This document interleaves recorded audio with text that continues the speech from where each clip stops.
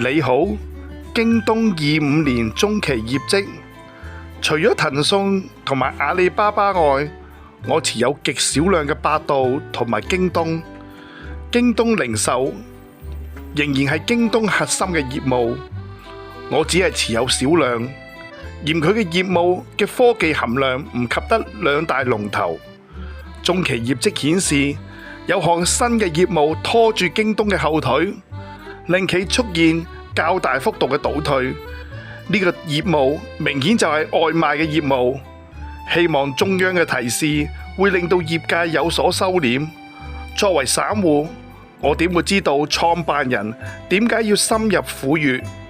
連阿里巴巴嘅餓了麼亦佔唔到便宜，京東真係靠外賣形成業務契機。科網嘅競爭仍然相當劇烈，唔似美國嘅科網企業各自有各自嘅領域，盈利空間會較為理想。